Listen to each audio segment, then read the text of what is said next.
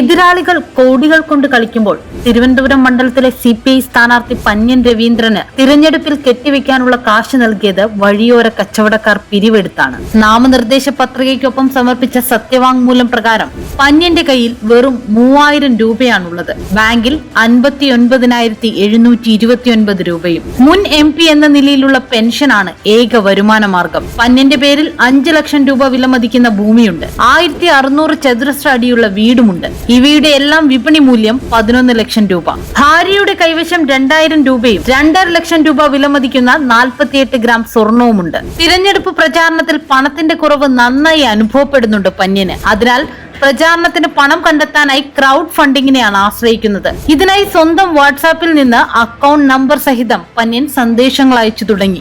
10 മുതൽ 5000 രൂപ വരെ സംഭാവനയായി ലഭിക്കുന്നുണ്ടെന്നാണ് വിവരം. ശശി തരൂരിന് ആകെ 56.6 കോടി രൂപ മൂല്യമുള്ള സ്വത്തുവകകളാണുള്ളത്.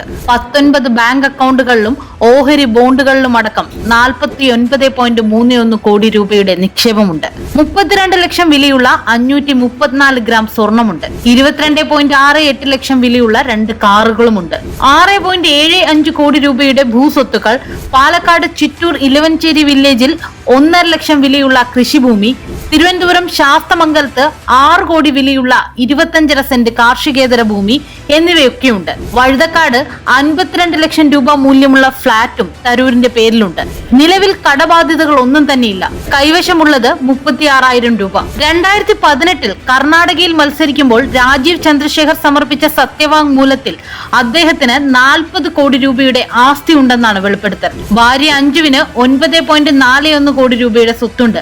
ഭാര്യയ്ക്ക് 1.22 കോടി രൂപയുടെ ബാധ്യതയും. രാജീവിനാകട്ടെ ബാധ്യതകൾ ഒന്നുമില്ല. 1994 വെറും 10,000 രൂപയ്ക്ക് വാങ്ങിയ 1942 മോഡൽ റെഡ് ഇന്ത്യൻ സ്കൗട്ട് രാജീവിന്റെ കൈവശമുണ്ട്. 1.96 കോടി രൂപ വിലമതിക്കുന്ന 369 ഗ്രാം സ്വർണവും 61 ക്യാരറ്റ് വജ്രവും രാജീവിന്റെ പക്കലുണ്ട്. കൂടാതെ റിയൽ എസ്റ്റേറ്റ്, ഇൻഫ്രാസ്ട്രക്ചർ കമ്പനികൾ, മാധ്യമ സ്ഥാപനങ്ങൾ എന്നിവയിലും രാജീവ് നിക്ഷേപം നടത്തിയിട്ടുണ്ടെന്ന് സത്യവാങ്മൂലത്തിൽ പറയുന്നു.